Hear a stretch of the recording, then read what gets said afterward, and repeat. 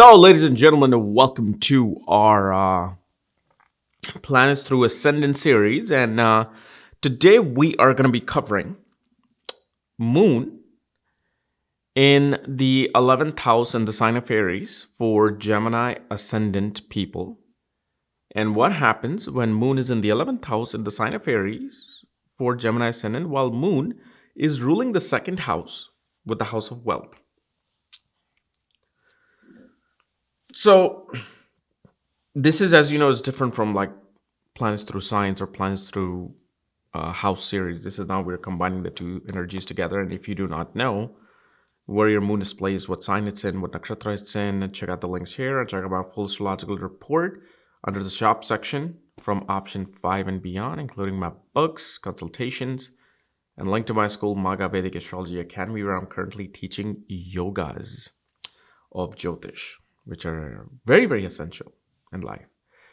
So anyway, let's talk about Moon in the 11th house. So with Moon in the 11th house, the one thing we see, obviously, this kind of creates a Dhan Yoga.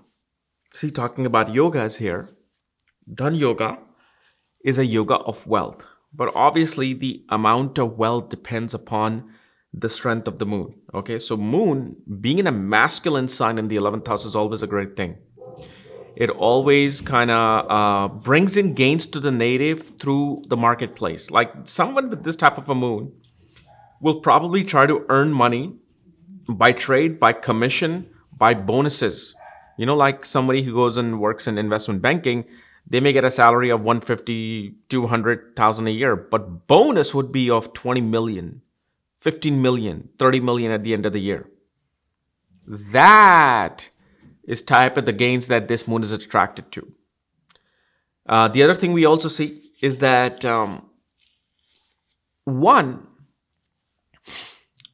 usually may have children who may be a bit immoral.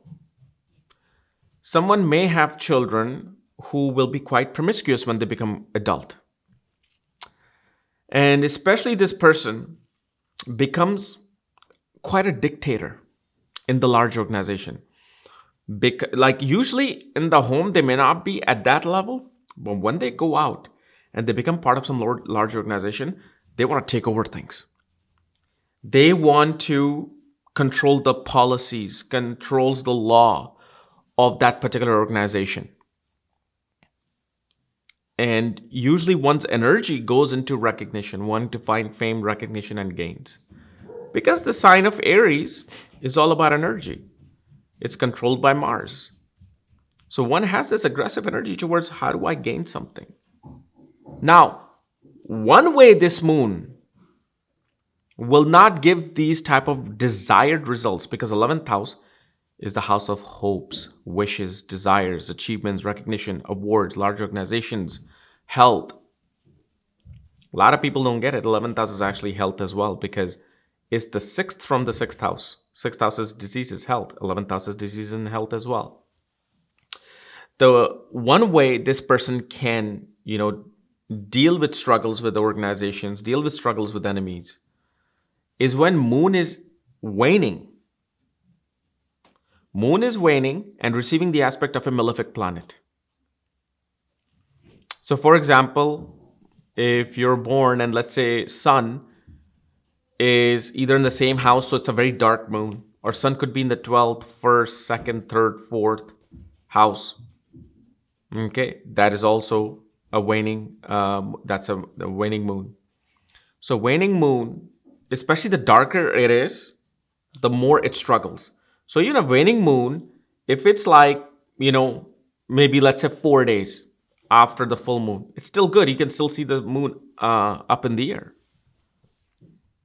So those are the subtle things you want to watch out for. And usually a man with this particular moon may look for a princess as part of their countership, as part of their spouse.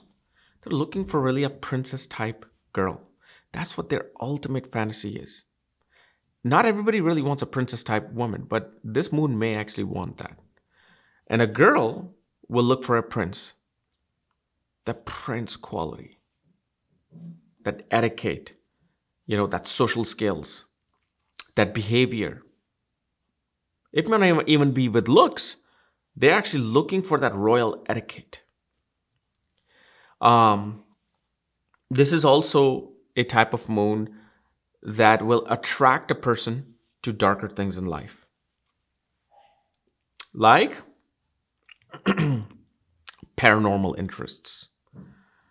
They'll have interest in graveyards. They'll have great interest in hidden secrets. Actually, they want to actually. Some may even get curious, or may have experiences, kind of like those near-death experiences, or experiences beyond beyond the physical bounds. But this definitely can give gains, to moon. But the moon is a very sensitive planet. It's one of the most sensitive planets.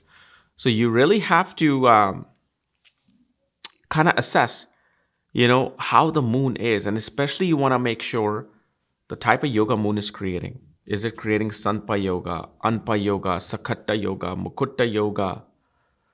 All these types of yogas, which again, that's exactly what I'm teaching right now in my academy, where you can assess if the moon is controlling a house of wealth, sustenance, earnings.